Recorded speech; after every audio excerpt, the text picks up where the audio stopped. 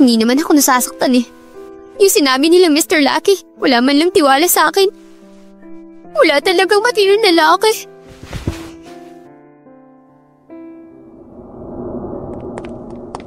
Ha? Momo? Oh, saan ka pupunta? Pabalik na lang sa bundok. Gusto kong hiwalayan ni Paging. Ano ba problema ng batang yun?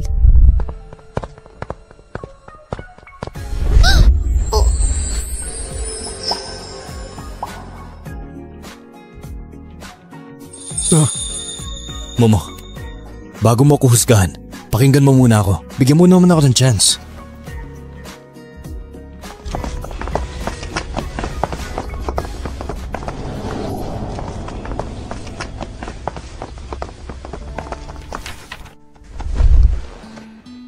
Yung divorce paper, dinala mo na pala.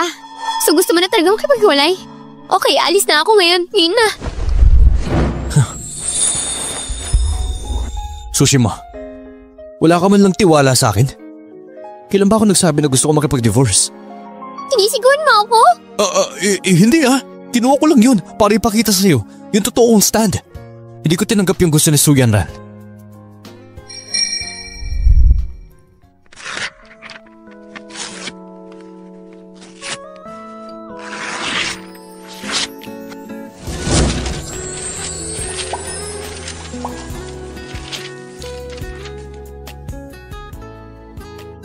Ngayon naniniwala ka na? Momo, may hinala ako. Peke si Haitian Yi. Sino si Haitian Yi? Ibig mo sabihin, nahanap niyo na siya? Oo, nahanap na ng Su family. At sila pa yung nagalok na ipagamot si Mr. Pei. Pero may kondisyon. Kailangan si Mr. Pei makipaghiwalay kay Mrs. at pakasalan si Xuanran. Pero si Haitian Yi kilala siya sa integrity.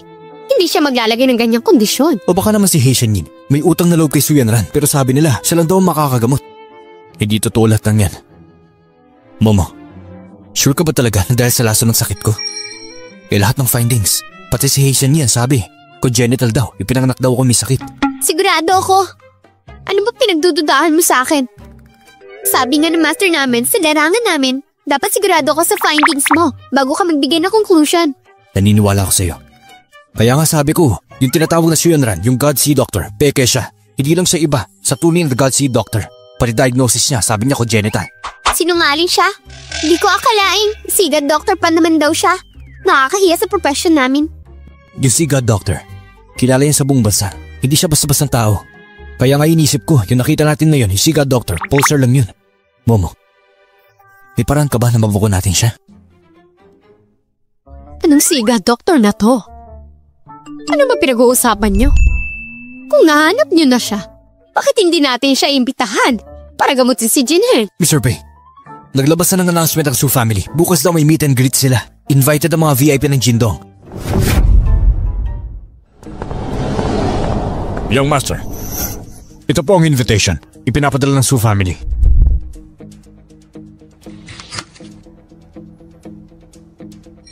Kung gano'n siya kasikat, bakit di niya ma-diagnose ng tama? Kung congenital ba talaga, ibig sabihin hindi siya totoo. Bukas, doon tayo magsisimula gumalaw. Siguraduhin na maayos. Suhaw, pumunta ka't maghanap ng ibang kaso. Bukas, pupunta tayo para tingnan. Tingnan natin kung totoo nga ba si Doctor. Kung ano bang binibenta nila. Opo.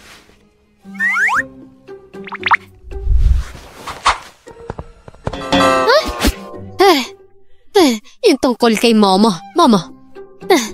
Kung peke ang si Doctor, hindi mo na ba nais pang magpatuloy? Hindi ako pinaniwalaan ni Paging Hanks. Pinaniwalaan niya si Doctor. Baka bukas sa Mountain Doctor or River Doctor, hindi ko na siya atapangin. Hindi ko naman sinasabi na hindi kita pinaniniwalaan. Meron kang... Nung nasa Su family tayo, may kondisyon sa Xuanran. Bakit hindi mo tinanggihan? Hindi ba tinabig ako ni Suhaw? Hindi ako nakinig. Sabi nila, sa mag-asawa dapat nagtutulungan. Pero ikaw paulit-ulit ko sinasabi sa'yo. Kaya kitang gamutin, maniwala ka. Mali ako, Momo.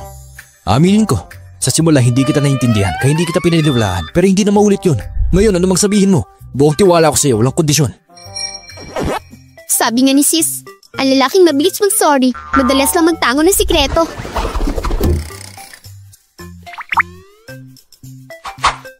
Pero don't worry, pangako ko, gagamutin kita. Sige, gagamutin kita. Pupunta ako kay Master. Mama! Mama! Master! Bakit ka nandito?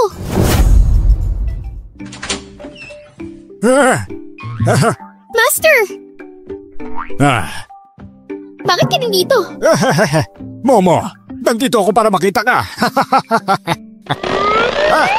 Nagulat ka ba? Hindi mo inaasahan, di ba?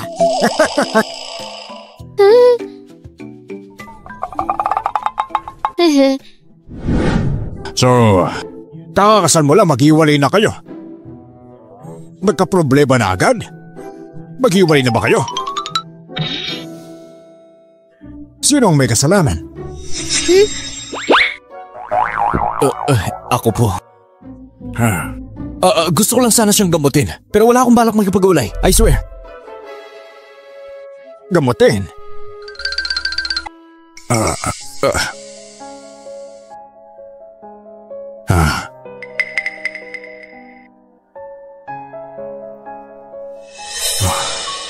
Yung sakit mo kasi, medyo kakaiba. Pero, para kay Momo hindi naman siguro mahirap. Hindi naman siguro, di ba?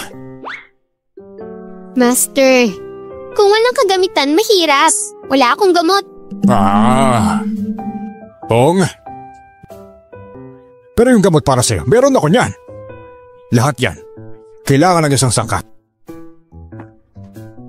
Yung Binsan Suelan. Kailangan ko pang kunin yon. Kailangan ko pa. Pupunta ako para kunin yon. Basta magamot, okay na. Hindi na kita gagaliting pa, Master. Sana nga ulit matagpuan yung gamot na yon. Kami na lang pupunta ng pamilya Pay para kunin yan. Yung Binsan Suelan. Nagmula yan sa mga buntok na malayo sa tao. Mahirap makuha yon. Yung sakit ng batang ito, kailangan ng Binsan Suelan. Pero, dapat nga libong-libong taon pa maging epektibo. Yung klase ng ganung bulaklak, nasa mataas sa bundok. Delikado yon. Masyadong matarik at makiti ng daan. Konti lang ang makakarating doon ng buo. Siguro ako lang ang may kayang pumunta doon. Kailangan kong pumunta talaga. Sige, tutulungan kita. By the way, bukas, yung meeting ng healer. Pupunta rin ako. Kailangan ko makita yun yung walang kahiyang tao. Anong healer pa?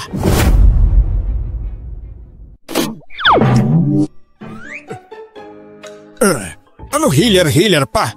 Diba si Sumaran lang yan? Naghanap pa rin healer. Sinasabi niya kaya niyang gamutin si Pei Jinhang. Basta makipaghiwalay siya sa akin. Yung healer na yun, sinasabi niya may problema si Pei Jin. Nasa sipi lang naman, hindi makita. Eh di para nalang nagpapakita lang siya. Sinasabi ko na nga ba, yung healer na yan hindi totoo. Wala akong pakialam kung sino siya. Ang tunay na healer, hindi kailangan magpa-announce. Hindi siya naghahanap ng fame. Siya? Tuwing may ginagawa, lahat ng tao malalaman, kita mo, parang hindi maganda. Tama yan, yung fame na yon. Sila lang ang nag-popularize. Hindi siya. Eh di sino ba talaga? Basta kami ng guru ko. Yung mga doktor na may malasakit, hindi gagawa ng ganyan, tama ba? Healer. Alam ko na. Siya, talaga namang karapat-dapat siya sa pangalan niya. Pero, may isang tao ngayon na super interested na magpanggap na doktor ng dagat. Tinutukso ang mga tao. Tinutukso nila para kumita. Itong doktor ng dagat na to, hinahanap na siya ng mga otoridad. Yung nakita ninyo, baka nga, siya yun. Baka siya yung peking doktor ng dagat. Ay, hindi nga. Peking doktor talaga siya? Huh? Master, paano mo nakilala si Dr. C? Paano? Yung... Hindi. Yung kay Master Brother na nangyari, hindi mo ba alam? Anong kay Master? Huwag mo nang alamin. Basta wala kang pakialam. Wala naman yan eh.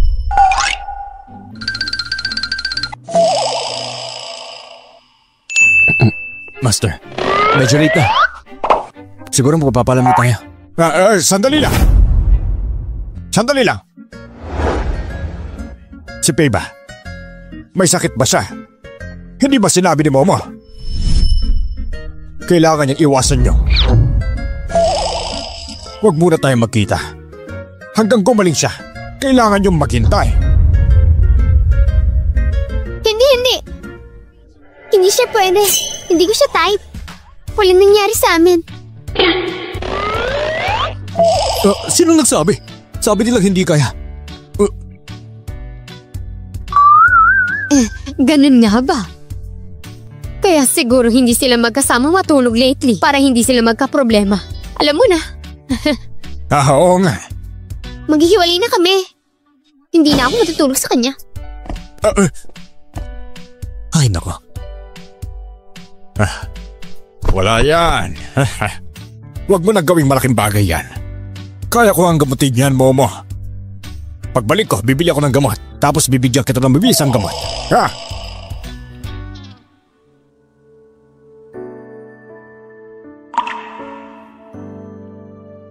Yung taong hinahanap mo, na-set up na siya. Tara, pasok na tayo. Oh, sige. Perfect timing. Dapat ngayon na makuha natin yung peking doktor na yun.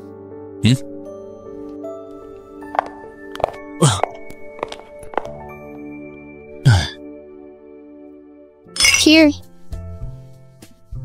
Oo nga eh.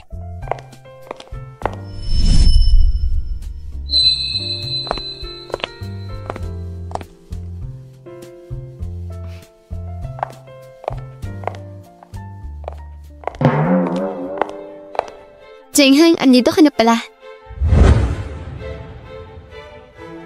Hindi ba ikaw yung napadala ng text?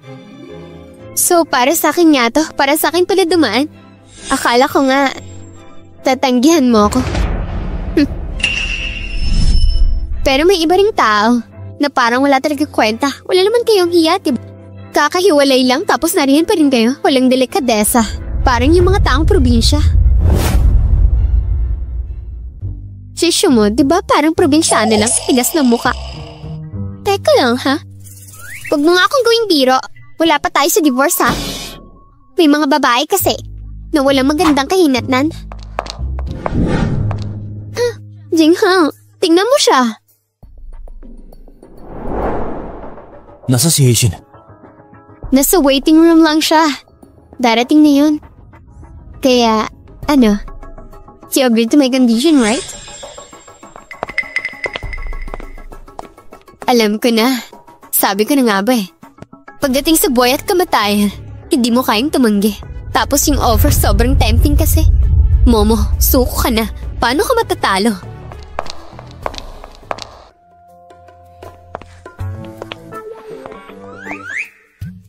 Momo, wag mo nang gawin to please. Pwede hang. Hindi pwede magkalapit ng lalaki at babae. Tapos na tayo. Basta, lumayo ka nilang.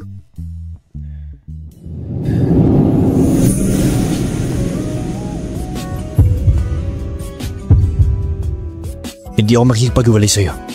At saka, yung mga yakap mo, mahalik mo, lahat ng yan ginawa mo na. Paano na? Hindi na ako mananagot? Ikaw? Ako? Hindi ganun ang ibig ko sabihin. Basta, lumayo ka lang sa akin. Alam ba si Yushi mo? Anong meron sa kanya? Si Jinheng gusto na niya makipag-iwalay pero hindi pa rin siya makalimutan. Kung hindi ko lang siya tinulungan para sa C-Doctor, wala na siyang pong sa Pei family. Hindi siya magiging asawa ng mister ko.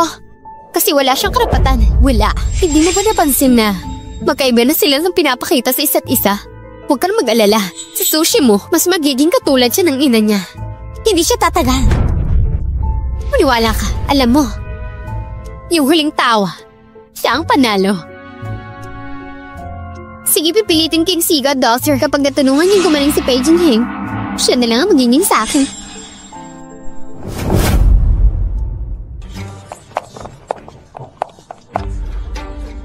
Maligayang pagdating. Salamat sa pagdalo sa meet and greet.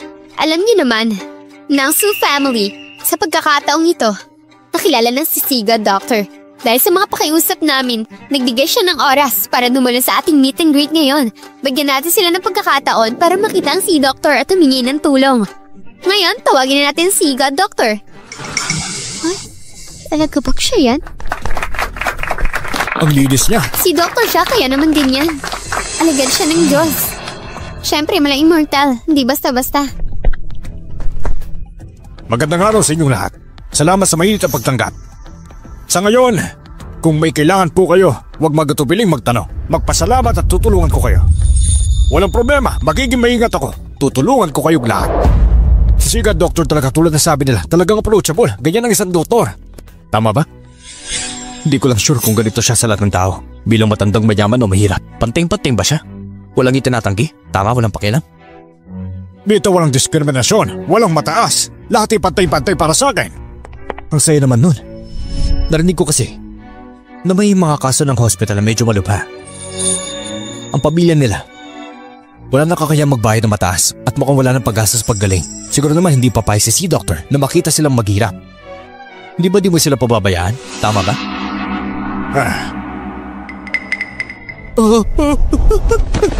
Si Doctor, tulungan mo ako. Ayoko pang mamatay. Tulungan mo ako, please. Si Aisen, yung doktor ng dagat, tulungan mo po ang anak ko. Bata pa siya, hindi pa 20. Bakit nagkakaganyan siya? Saan po galing ang sakit niya? Tinutulungan din po ako. Nasa ospital po ako ilang araw na wala makitang dahilan. Ay, siya ni Doktor ng dagat. Ang bait po ninyo. Iligtas niyo po kami. Magpapakumbaba po ako. Tulungan niyo po ang anak ko. Please, tulungan niyo po siya. Yung ba nagdala niya?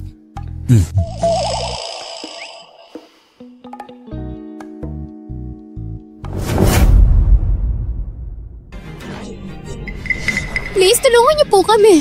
Tama na. Baliw ba kayo? Sino pa kayo? Alam niyo ba kung nasan kayo? Security! Paalisin niyo sila!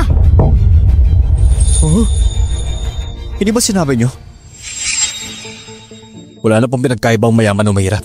Si Aisel tutulong sa lahat. Bakit niyo ba siya tinatanong? Miso, ba't ka na nanulak dyan? Gusto niyo siya ng paalisin? Baka kasi hindi mo kayang gamutin. Mukhang hindi nga. Hi, Sinye. Doktor ng dagat pero wala po kayong karapatan. Hi, Sinye po. Sino ba kayo para gamutin niya? Jinheng, gusto mo ba maghintay? Huwag mong sayangin ang oras niya. Ha? Ang tunay na doktor ay may malasakit. Siyan si doktor ng dagat. Depende sa gusto nila magpatulong. Ang kulit mo. Hindi naman urgent, mas maaga pa. Ikaw. Tama si Miss Su. Bilang isang doktor, may malasakit sa tao. Wala akong dahilan para tumanggi. Wala akong balak mag-reject. Ang problema nila ayusin ko. Pero may mga bagay at tema na hindi ko kayang gawin. Siya muna ang dapat maghintay. Lahat sila dapat maintindihan yon. Pero huwag silang mag-alala. Tutulungan ko silang lahat. Oo nga, tama lang. Basta hindi pa ngayon. Sigurado, pwede na sila maghintay. Sadali lang.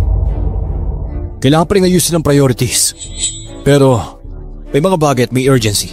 Kung isang tao may malasakit, hindi kailangan magmadali. Kailangan tulungan kung sino mas nangangailangan. Kung paano magaling magpagaling si Hai Shenyi, tamang-tama. Hindi kami nagmamadali. Oo nga naman, baka pwede nang ituloy. Ipakita mo na kung ano kaya mong gawin. Tama yun, di ba? Pakita mo. Oo nga. Wala nang takot, go! Halina, tignan natin. Oo nga.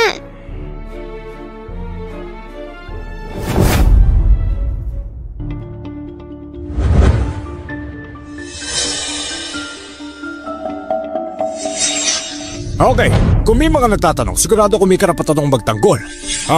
At ngayon ipapakita kung ano kaya kong gawin.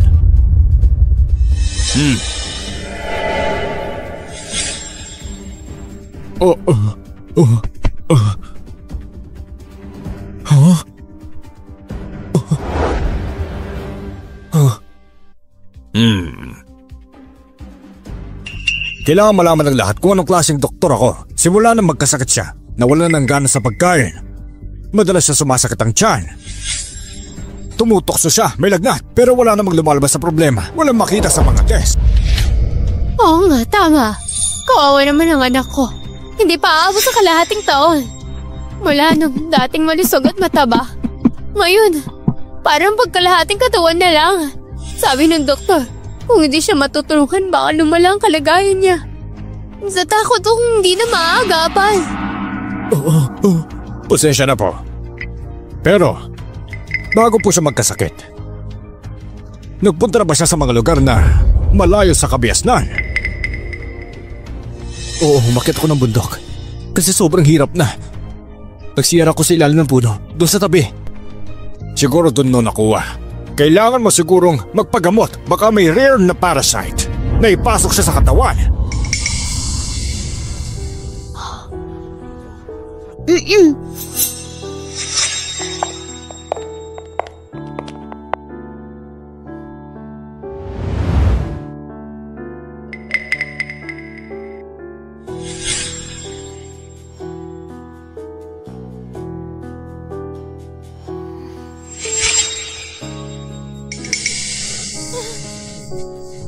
Maasikaso pa ba siya? Oo, kaya ko siya tulungan. Kailangan lang nating alisin ang mga parasites sa katawan niya. Sumunod lang kayo sa akin.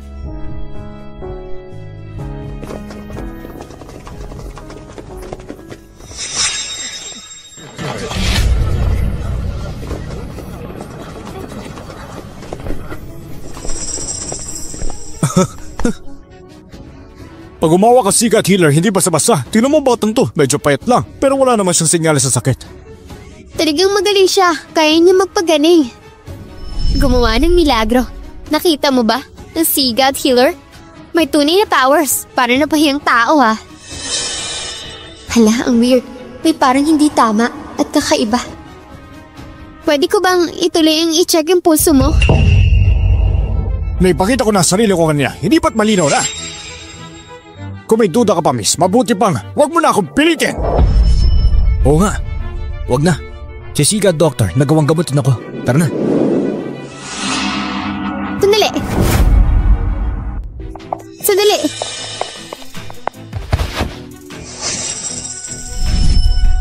Saan galing yun? Bakit mo ginamit sa normal na tao? Hindi ko naintindihan. Ano bang ibig mo sabihin dyan? Kanina ko pa nararamdaman may kakaiba sa kanya. Nakita ko na may bulate sa katawan niya. Doon nalaman na may parasite siya sa katawan. Yung bulate na nasa katawan niya, alam mo ba? Kung di mo siya tinulungan... Ang sama pa nun. Pwede makaparasite siya. Akala mo hindi mo alam yon. Pero mali ka. Ginamit ko nga ang South Parasite para tulungan siya. Yung bloodworm niya. Nawala na. Tapos ayun, gumaling na siya. Pero kung yun ang naging dahilan para magkasakit siya, delikado pa yun. Kailangan mong tignan kung may parasite pa ba siya. Baka may traces pa ng bulate.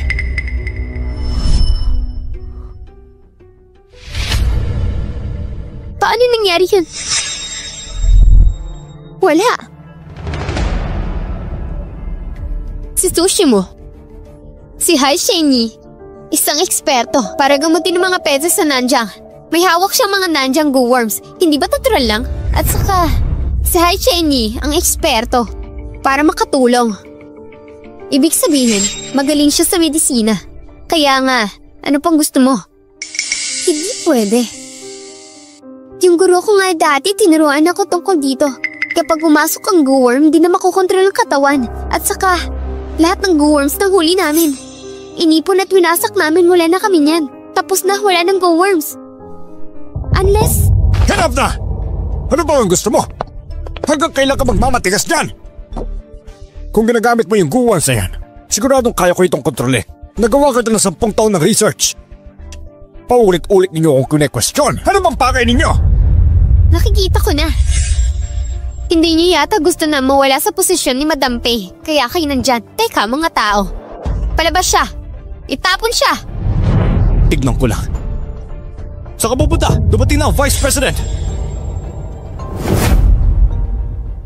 Nandito si Vice President Chen. Mga kaibigan, huwag kayong magkatubili. Magkikita lang na matagal ang magkaibigan. Nasaan si Hai Shenyi?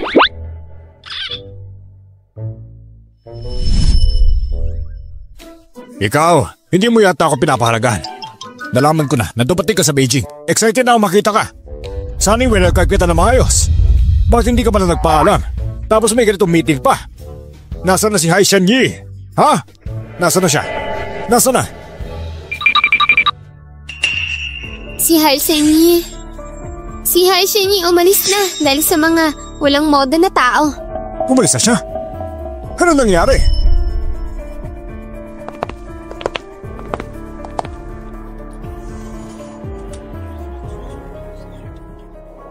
Ano yan? Hindi tama yan. Si Hai Shengyi nga. Nagsabi siya noon. Tungkol sa mga insekto sa timog, delikado yan. Yung mga kagat nila, magkakaroon ng lagnat. Mga tao malalagot. Mahirap gamutin yan. Kung ikaw, gusto mong patayin ng mga yan sa insekto na yan, huwag mo namang pakialaman. Pati na rin siya. Hindi mo pwedeng itago yan. Hindi rin siya pwedeng magdala. Imposible. Si Hai Shengyi tinulungan niya mga tao gamit ang insekto, di ba? Anong nangyari? Tulungan natin! Naku po! Nandyan na siya. May lagnat pa siya. Paano nangyari yan? Wala akong tiwala sa'yo. Posible isang malaking pangliling lang yan. Natakot siya mabuko, kaya tumakbo na lang siya. Hindi pwede. Nakakontak ko kay Yan Xingyi.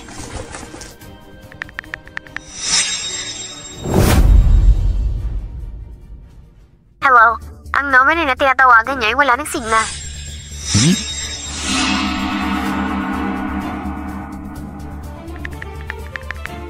Butler, Hai Shingyi, bumalik na ba siya sa bahay? Wala po. Pero may nangyari kanina. Nag-ayos yung katulong sa kwarto ni Hai Shengyi. Nakita niyo walang tao. Lahat ng gamit wala. Ano? Anak! Hai Shingyi, loko-loko talaga siya. Hindi pwede. Siya may kasalanan. Wala pa siya sa bahay. Huwag ka namang paniwala pa. Yung Han Shingyi mo, siguradong tumakas na yun. Huwag ka nang umasa. Baka ikaw pang nadaya. May pera bang nawala sa'yo? Gusto mo bang mag-report sa pulis? Pero ang dahilan? Oo nga, yung Hai Shengyi nga. Sabi niya pupunta siya sa bahay para maggamot. Kumuha ng 2 million down payment. Ano? Sabi ni Hai Shingyi bukas. Pupunta siya para manggamot. Kumuha pa siya ng 5 million. Hindi pa siyang dapat mangdamot sa amin? Hindi lang ko nagbigay ng 3 million down payment. Binigay ko 100 taong na wild ginseng. Pero alam ko, si Hai Shengyi, hindi siya kumukuha ng down payment. Laging matapos ang paggagamot bago magbayad. Kakakuha lang niya ng bayad. Mukhang yung Hai Shengyi na yan, isang malaking scammer. Walang iya kayo! Hindi ba ikaw ang nagrekomenda sa kanya, ha? Yung Hai Shengyi na yan! Ano ba? Babawiin ko pera ko! Bakit nirekomenda sa amin yon? Hindi! Nadaya rin ako! Bitawan niyo ako! Huwag niyo ako hawakan! Sobrang tanga ko. Paano hindi ko yung nakita? Ibalik mo yung pera namin!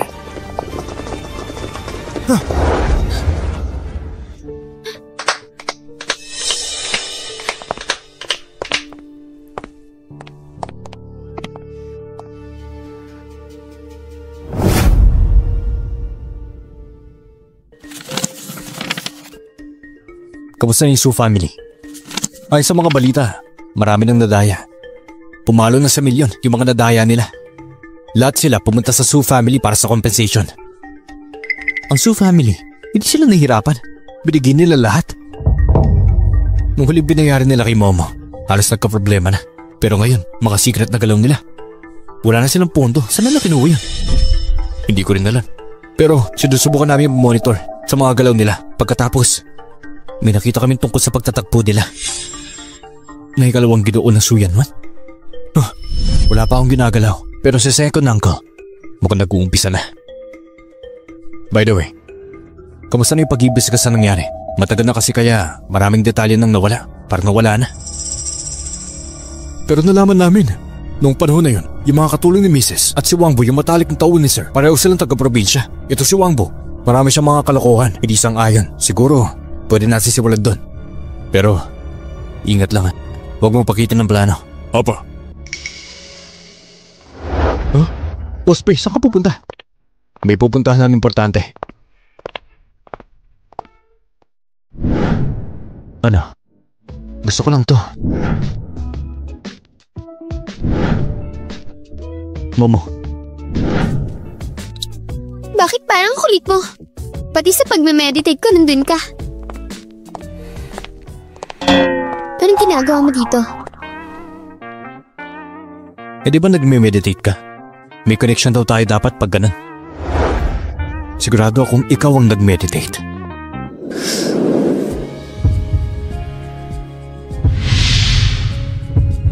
Miss mo ako, no?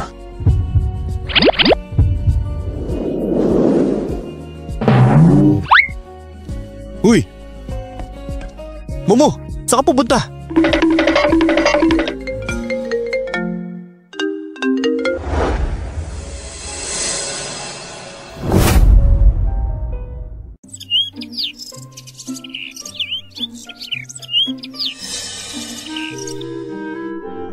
Miss! Ano bang nangyari? Bakit kailangan mo tumalon? Little sister! Oy, sister! Sister! Ngayon ako nakabalik ng syudad, tapos ikaw gusto mo pang tumalon sa ilog. Masyado ka madrama. Ano bang nangyari? Ano bang dahilan? Sister, kung may nararamdaman kang hindi maganda pag nakita mo siya, nagbe-blush ka agad. Kinikilig, bumibilis sa tibok ng puso. Pag di mo siya nakikita, lagi mo siya maiisip. Tapos pag nakita mo siya may kasamang ibang babae, nasasaktan ka. Bakit kaya ganun? Ang kulit mo talaga. Girl, in love ka na. In love? Obvious na obvious kaya. O sa ganito pala yung feeling. Pero, magdi-divorce na kami. Ang gulo, diba? Ha? Wait lang. Pakiulit nga. Ibig mong sabihin, kasal ka na? Tapos na in love ka sa asawa mo? Pero maghiwalay na kayo? Ha? Sira ulo ka ba? Eh kasi naman di siya niniwala sa akin. Alam mo ba? Obvious na misunderstanding lang yan. Sabi ko na nga ba eh, love makes you stupid. Pero totoo nga, misunderstanding lang? Oo nga. So, babalikan mo na si beloved husband mo. Curious tuloy ako. Ano kaya klaseng lalaki ang nakuha ng puso ni ating Momo? Tara, puntahan natin. Ate, alam mo ba? Yung bahay ni Paige niya sobrang laki. Tsaka ang yaman-yaman niya. Yung lola niya, sobrang bait sa akin. Tapos, anong meron?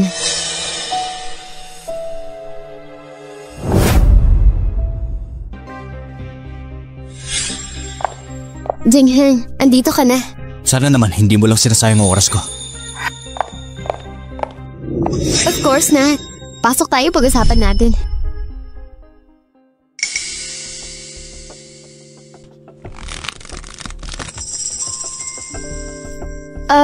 Yan ba ang asawa mo?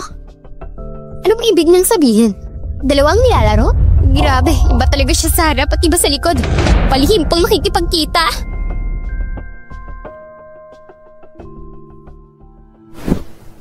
Sige na nga.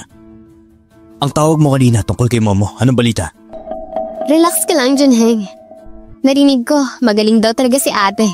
Yung legs mo, siya raw nagpagaling. So, yung congenital problem mo na dahilan kung ba't maikli ang life mo, kaya rin niyang gamutin? Wala ka nang paki dun. Kung wala ka nang gustong sabihin, alis na ako. Jinheng.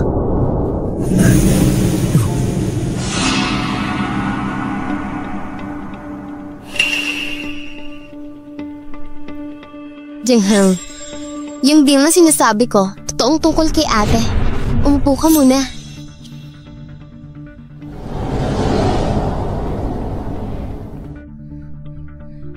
Grabe ka na, Paige Jingheng. Magkakaganti din ako.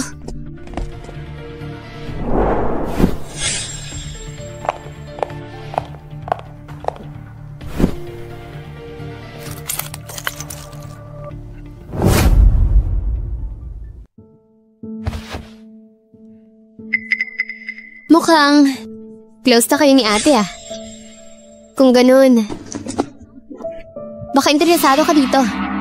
Galing to sa nanay niya, nag-iisang jade pendant. Gusto mo ba?